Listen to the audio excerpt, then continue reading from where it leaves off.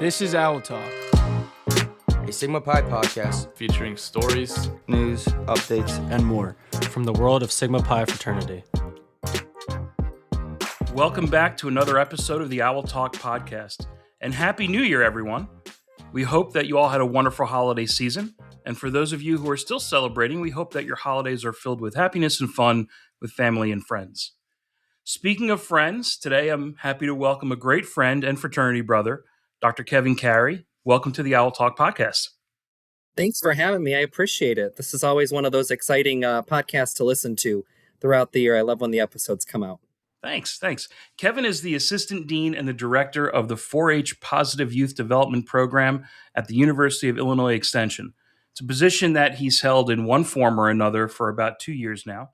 Before that, though, Kevin has a rich and extensive career in higher education and student affairs, including stints as Dean of Students, Associate Director of Student Involvement, Associate Director of Greek Life, and a bunch of other positions. Hopefully we talk about all of that, including Kevin's work as a volunteer for Sigma Pi fraternity. So, Kevin, I know you've been on the Owl Talk podcast before, but I typically like to start these shows with the guest giving us their personal, educational, and Sigma Pi background. So maybe we can start by having you tell our listeners where you're from originally, what drew you to Illinois Wesleyan University, and then ultimately what drew you to Epsilon-Gamma Chapter. So I grew up in a very small town in northern and central Illinois called Kinsman, Illinois. Currently, population is about 60 people. It's a very, very small rural community. That is where my family, the Carey family, has lived for over 100 years. And so that is where my family farms. It's the hub of all of our existence as a Carey family. I've lived there my entire life. That's been home. And so I always say I have two homes, where I currently live in Normal, Illinois, but also my real home is back in the heart of Kinsman. And so that is where my parents are. So I grew up as a farm kid, but at the same time also was an artistic kid. My parents were very supportive of me in all of the things that I wanted to do. That's what led me to pursue Illinois Wesleyan University as my institution where I got my undergraduate. I really thought that I was going to go into either theater or political science. And both of those programs were really strong at Illinois Wesleyan. I knew folks that had gone there. There were close family friends who were working there. And I knew that it was an important place for me to feel like I could fit in a smaller community. I don't think I would have belonged at a larger institution because I wanted to get involved in multiple things and wanted to make sure that I could make multiple friend groups and feel like those were meaningful and I'd see those people frequently. So that's where I landed. I will never forget getting a letter in the mail over the summer before I went to Illinois Wesleyan, and it was a scholarship that Sigma Pi Epsilon-Gamma Chapter had sent out to all incoming first-year male students. And my mom had it out at the end of the day, and she's like, "You should apply for this. It's a book scholarship. They'll pay for your first semester of books." And I verbatim, and my mom actually just brought this story up, said, "You looked at me and said, I will never join a fraternity." And I promptly threw it in the garbage. Well, then 2 weeks into college, I called my mom and told my mom that I was a new member of Sigma Pi. There you go. And so it's funny how that works, right? And gosh, I've never looked back. It was the best decision I made in college by far, minus the fact that I also refined what kind of career I wanted to go into. I think that's the other best part of that, but probably wouldn't have done that if I didn't join a fraternity. And so everything I feel like was methodical and happened for a reason at that institution with good supports, exceptional brothers, and a support system that kind of led me to where I landed. And so that's when I went to Ball State and did my master's in student affairs, worked in fraternity and sorority life and student activities after that. But the minute that I graduated, I felt like after my chapter closed in 2012, when I was a junior, I felt like I was missing something, and it was it was because I wasn't involved in the fraternity anymore and didn't feel like I had a place to be of service. And so since 2013, in some capacity, I have been able to do a lot of different things, right? So I started as a province archon. I've served on chapter advisory boards. I've led our elections committee, have served on other committees for the organization. I just have never stopped. Um, and I'm really thankful that I get that opportunity to serve. Um, I just stepped up to serve on our Educational Foundation Board of Trustees. Oh, wow. And so just keeping myself engaged, because I do truly care about our brotherhood and I care about the development of collegiate men and their experiences through our fraternity, because I think that we have something really developmental, exceptional, unique to offer through the work that's happening across our organization. And yes, we look different chapter to chapter, but at the end of the day, when we get together, we all share the same values, the same concepts, and we certainly have a good time. And so it's just a really meaningful belonging experience that I think people would be missing out on if they haven't found Sigma Pi. Yeah, I agree. I agree entirely. I want to take a dip back for a moment. I thought I heard you say when you were looking at colleges, you were thinking of studying either theater or political science, which is like two totally opposite ends of the educational spectrum. You settled on neither. What did you settle on as your major?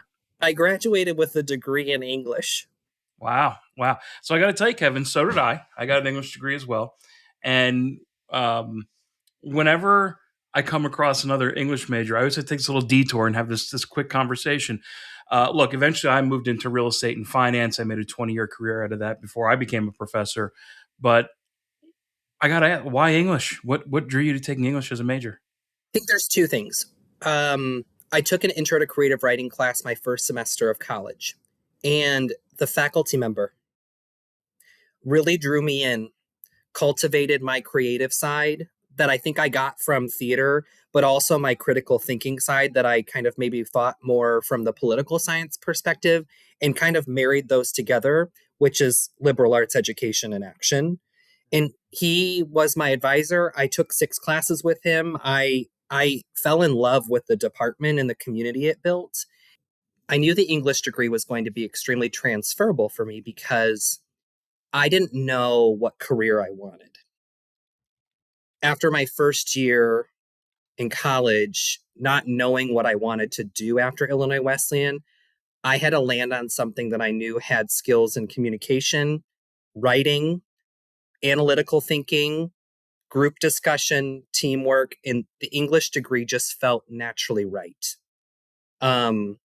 It was the thing that for me was one of the best decisions. I mean, my degrees are naturally diverse in and of themselves, but that English degree set me on my path for life. I truly believe that. And I believe it because of the folks that were my professors, the people that were in that degree program with me, because I look at many of them now and the careers that they're in, and we're all in different fields doing work. Like, I can write an email today that can be thoughtful and creative, and I can also articulate myself in front of people in a very different way because I know that I learned that when I was at Illinois Wesleyan. And so I'm very thankful for that experience. And It's certainly one you write those emails very, very valuable. without the use of AI. I assume. Correct. Yes, I can do that. I can write my own emails. I can communicate tone. I can understand the mood of an email. I can thoughtfully ask questions. And I do owe that to Illinois Wesleyan in the English department and those faculty. Whenever I find another English major, I have to ask those questions. I feel the same way. Let's move into your career a little bit. You graduate and then you move into this career in student affairs. What drew you to that profession? And maybe you can take our listeners into how you landed your first job after you graduated. Yeah, I believe today that one of the core parts of my existence is to be of service and to be of help when help is needed. That feels very essential to like my existence, my value set. how I output in the world and what I think about internally with my brain and my heart. And I think that's where I was when I was, still developing my prefrontal cortex as an adult, and choosing where I wanted to go. I really just loved fraternity and sorority life. It gave me so much, even though I had gone through a pretty difficult time in my own Sigma Pi journey. I knew that there was a better way to make that experience happen for others. And so I wanted to give back to something that I knew had the ability, the the proven history, the outcomes. And so I chose to go to Ball State in good old Muncie, Indiana, um, which is, if you ever get the chance to just stop in Muncie as you're traveling through, sidebar, it is such a kitschy place, but the institution is beautiful. The campus is beautiful. They have a really exceptional fraternity and sorority community. They do good work there. And so I started in the student affairs program there, in 2013, and was a fraternity and sorority life graduate assistant. I stayed and did summer bridge programs over the summer because I knew that I wasn't always going to do just fraternity and sorority life. Okay. Especially if I was ever going to work at a small college. You don't get to just be That's right. a one-stop shop show most places. So I knew I needed to get some other experiences. I ended up staying there in my first professional job, for 2 more years, in fraternity and sorority life. And so I actually worked with the Panhellenic community and the NPHC community. So not the IFC community, which I think was good for me because it gave me a very different sense of understanding and growth. I think that job also taught me that there's so much more in student affairs about student belonging and resiliency and retention that I wanted to expand to. And that's when I made the move to Wittenberg University, small private liberal arts in Springfield, Ohio, which, funny enough, is the birthplace of 4-H. Oh, wow. How about that? The Huh? national monument for 4-H is in Springfield, Ohio, just down the street from the campus. So I'd like to say this was always meant to be for me. And so I was there for about 2 years and then came back to Illinois Wesleyan, and started their new Office of Student Involvement, the merger of student activities and fraternity and sorority life into one, moved to the Associate Dean of Student Affairs role, then the Dean of Campus Life after that. COVID was tough. And I'll never forget, like, when we were doing all of the COVID planning and all the calls and all the mitigation and following policies and procedures and holding people accountable, I kind of remember sitting and thinking to myself, like, is this really going to be the rest of my life? Am I going to get on call phone calls at 2 a.m.? Am I going to walk into work with one plan in my head to get things done for the day and completely have it thwarted for 3 days after by something else? Yeah. And I just lost that joy for work. And it just became a job and not something I was passionate about. And that lets people down when we stay in a job that we're not enjoying. Yeah. And the people you serve, you're not giving them the best version of yourself, and someone else could be doing that and doing it better than you. And so it's thinking outside of yourself, and that merited the change. That merited the shift. So let's talk about that because you've already alluded to it. 4-H. Let's talk about your history with 4-H, and then what do you do for the program now? Yeah. So I'm a proud 11-year 4-H member from Highland Ag 4-H Club in Grundy County. That has been my family's club for multiple decades. I'm a third generation 4-H'er, so grandparents, parent, me, all of my first cousins, my second cousins, both sides of the family have pretty much all done 4-H. It was like a non-negotiable. Like, you were put in a club and you will do 4-H and you will pick projects and you will exhibit them and you will go to programs and you will do service. It was much more than that for me, though. It gave me such a sense of self. So right before I went to college, I was able to join the state youth leadership team, which is like our state officer team.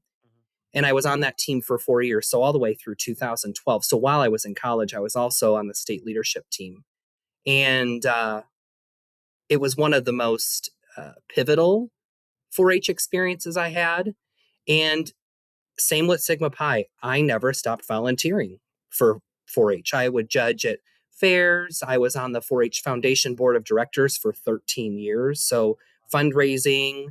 So I started as the youth rep, the collegiate rep, and then became a full board member. I just left the board this past June. I served as chair for 2 years and got this job while I was on the board as the chair, but then now serve as the ex officio to the board as the state 4-H program leader. So I really haven't left. I've been on my local fair board. I kind of just show up where I was needed when I wasn't working in this job. And so when I saw a posting come open for what was called the senior program lead of positive youth development, I immediately was like, this is my chance to semi-pivot, because it feels very student affairs adjacent, if you will. It's youth development, it's programming, it's logistics, it's strategic planning, it's budgets, it's all the things. It's still higher education. I'm a proud U of I employee. But I also really value the organization. I'm like, this is my renewal, my chance to feel like I'm giving back to something that I have a rich history and value and commitment to. 2 weeks into the job, the person who had my previous job got a national position. Oh, And so I was appointed acting assistant dean and director, served in that for until this past November. And after going through the search, was selected to take the full-time job. And so we serve over 260,000 youth experiences across our state here in Illinois. Every year, 135,000 different youth experience a 4-H program. About 20,000 of them are part of our club model. We do things anywhere ranging from, of course, our agricultural roots to STEM, to cultural and creative arts, to healthy living, to natural resources and environmental education, to shooting sports. So you have your localized experiences at the county and unit level. We provide state experiences. And then, of course, the national pathway experiences as well. And so a very proud program leader here in Illinois and the largest youth organization in the state. And so one, I'm very proud of all of our staff and our colleagues in Extension to support that Clover, which is, of course, a nationwide program, but also an international program in over 81 different countries. And so it is an exceptionally exciting time to be part of the organization. Our youth need us more than ever right now. And so I'm very, very proud to lead. And I love walking alongside of our youth and our families and our volunteers to do that work. that's great. That's great. It's a robust organization. It is. It's much more than people think. I think when people see 4-H, they're like, oh, cows, sows, and plows. Well, we might have started it as a boys' corn club and a girls' sewing club way back when in Springfield, Ohio, but we are so much more than that. We are a multidimensional youth organization to help youth be beyond ready for work and ready for life. It's great. Kevin, one of the topics I wanted to talk to you about over here on the fraternity side was leadership transition programs. Mhm. This episode is being released the day before the virtual mid-year leadership conference, where you'll be conducting some of the program. Yes. For the other alumni volunteers listening out there, what are some of the big ideas that you think they should keep in mind regarding new officer orientation, leadership transition programs, what they're going to do for their chapters? Maybe you can give a little bit of guidance to our listeners about how to have a strong transition program. Well, I probably should first say that I am really thankful that I've been part of Epsilon-Eta Illinois State University's chapter since it was reestablished in 2016. And so I, as the province archon at the time, had worked with a staff member at the executive office, and we were selected and expanded there. And I'm proud to say that chapter is continually successful in its efforts and work. Very 100 strong. plus. Very, very strong. Very strong chapter. Yes, they really are. And we can say that, but until you experience just sitting down and talking to any one singular member, they're just good-hearted men, hardworking, care about their future. I'm just really proud of them, and they deserve that shout out. And I'm really thankful for people like Patrick Smith and Charles Piera, who have been there since the very beginning with me. So I stepped into the chapter advisor role after Patrick took a step back, and have been for about 2 years now. And so one of the things that I think is most important that I've learned is making sure that the outgoing board and the incoming board have an opportunity to sit down and map out what has happened in the past and where we're going in the future, and come to some agreement with some concrete goals for the year. I say that because for an incoming board, your biggest champions should be those that came before you. Mm. And they should be able to support your vision just like you probably were supporting theirs. And so making sure that those two entities have relationship together at the beginning of a year is a really good experience. And I think a chapter advisor, an alumni board should facilitate that. I think it's a really strong example of how businesses do transition, organizations do transition. And so I know we come together on January 17th at Epsilon-Eta to do just that, because it helps set the year in motion as they come back to school. Yes, with the focus right when we come back on recruitment, but then we're really in the kind of meat and potatoes of all the rest of our work. I would say another part of that is making sure that there's structured one-on-one time for that chapter sage to have at the beginning of the year with, if you're a chapter advisor or any alum who's mentoring on the advisory board, having someone to go to. I find that like being a chapter president of a fraternity on a college campus is, and let me say it again, is the hardest leadership position to have. It is. And I've watched it enough from other fraternity perspectives. I watched it within our own organization. And so I think it's really important to like have that kind of structured time set aside so that it can be unstructured. So while they kind of navigate the beginning of the year leading the organization, they feel like they have an outlet. And they don't have to take that to brothers because they're going to hear 100 different things from all their different brothers.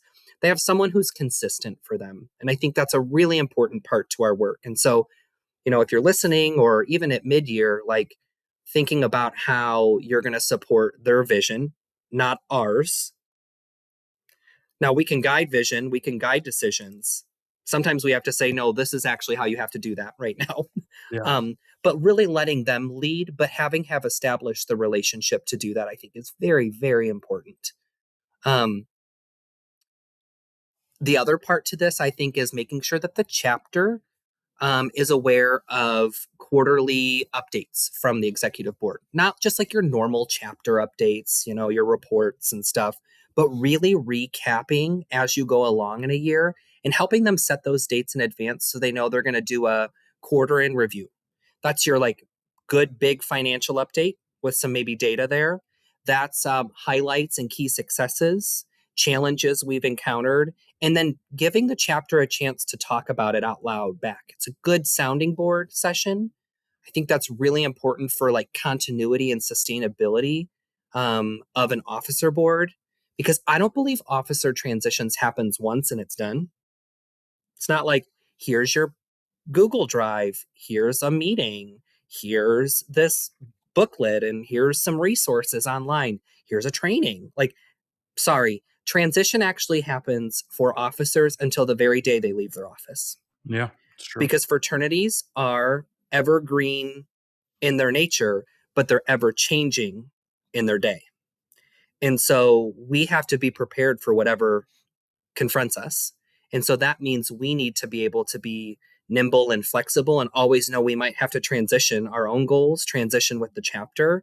And so I like to say those quarterly updates are a good chance to stop, review, pause, process, and maybe you have to reset yourself. And so how do you give the guidance from an advisor perspective to do that and give permission that, you don't just have to keep business moving forward all the time. Sometimes you can move forward with celebration and also like the hard stuff and talk about the hard things out loud.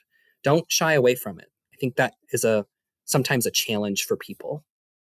I think those are the three things that come to my mind right off the bat. And I'm coming fresh off a really good conversation with Blake, our chapter sage for this next year. And we talked a lot about, sustainability of the chapter, consistency of our kind of engaging with the chapter, and like what legacy do you want to leave as an officer board? And I think those kind of conversations, one, let me know, because I don't know him as well as like I do the previous sage, right? You get to know that person pretty darn well, as well as the rest of the executive board. But I think just listening to him helped me also get to know him and how to better support him. Because not every officer board, not every position, not every brother is the same. And so my role is to stay adaptable and flexible in the fact that every year a new officer board comes in and we stay, and I get older and they stay the same age. And so I had to throw that in because I feel less and less relevant as I grow. So I have to stay alert to like what's it like right now being a college man, and what does that look like in our fraternity, and what's your experience? And I don't know. I think that's a relationships matter. Dang, do they matter. And they matter most when we're doing good officer work and leadership development for our brothers, who are the reason we exist. The reason we get to do this is because we have undergraduate brothers going out every day and doing good work on behalf of Sigma Pi. Amen. I used to say when I was Grand Sage, it's the undergrads who define and then redefine every single day what the word Sigma Pi even mean. Which gets me to one of the final things I bring up in these podcasts, which is the fraternity adopted a new slogan a few months ago. It's "Find Your Purpose." And I thought maybe you could talk to our listeners about what that slogan means to you, and then how Sigma Pi fraternity helped you find your purpose. Yeah, I alluded to it a little bit. I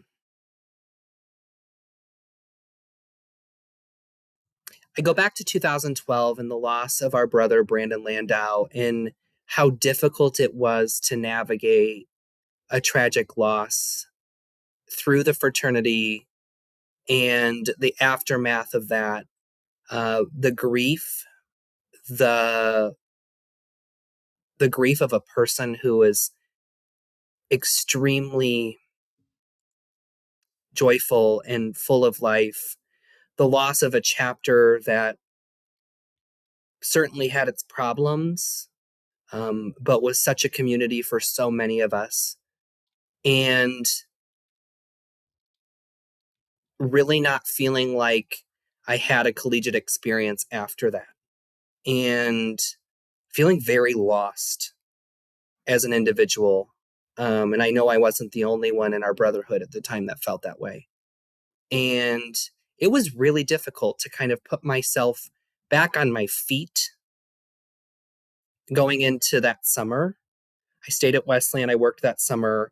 I planned orientation, did orientation, got involved in student government, found my place again, because I knew that was the only way that I could